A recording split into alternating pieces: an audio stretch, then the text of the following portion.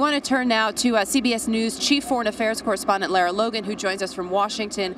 Lara, as we look at the connection, and we talked a little bit, David Martin touched on the commitment from Pakistan to the U.S. in the fight against terror, what the Pakistani government actually knew.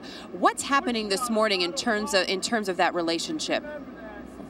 Well, that's a very interesting question, Erica, because that relationship has been at its lowest point for the past 6 weeks and few months. It's been getting worse and worse as the Pakistanis have been trying to leverage whatever they can against the U.S., and the U.S. has been in an increasingly apparently weak position. And where it stands now is the Pakistanis are looking extremely vulnerable because they have to explain how Osama bin Laden was living right in the middle of one of their main cities.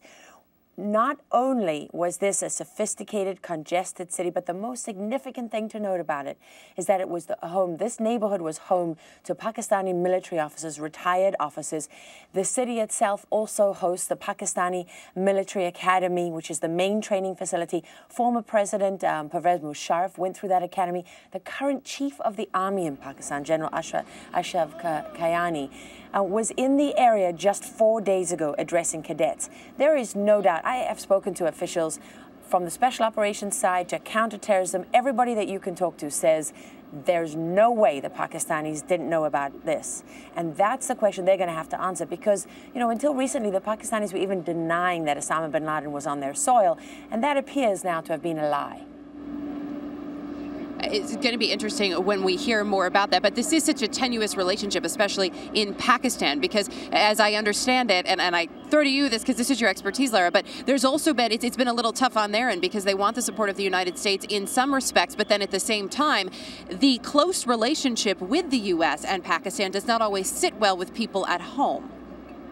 No, the close relationship with the U.S. doesn't sit well at all. In fact, you know, right across Pakistan, there is a lot of animosity towards the United States. But, you know, what's important to note here, Erica, is that the Pakistanis have been very willing to help the U.S. when it comes to organizations like Al-Qaeda, organizations like the Pakistani Taliban that threaten their existence. There is a whole host of other organizations like the Haqqani network that are responsible for the fighting in eastern Afghanistan, like the Afghan Taliban, Mullah Omar, the leader of the Taliban, who gave refuge to Osama bin Laden and gave him the space to plan 9/11 from his soil. And also Lashkar-e-Taiba, the militant organization that was really created by the Pakistanis as a foil to the threat they perceive from India.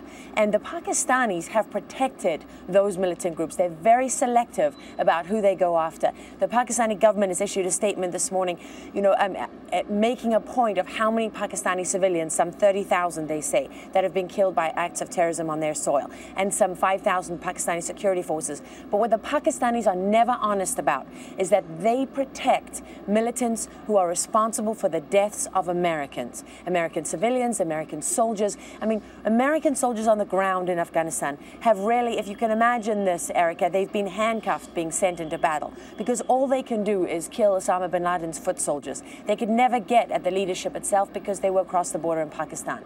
And Pakistan has protected the high command of the Taliban, and we're really America's enemies. And, you know, the Pakistanis have never been, you know, they've never been made to answer for this. They've been allowed always to put Pakistani concerns first and say, but this, but that, we're doing this, we're doing that. And it really is, in the words of one very senior former intelligence official in Afghanistan said to me, it's the grand deception of Pakistan. We'll be continuing to follow that. Lara Logan, I appreciate you coming in, your expertise this morning, Lara. Thanks.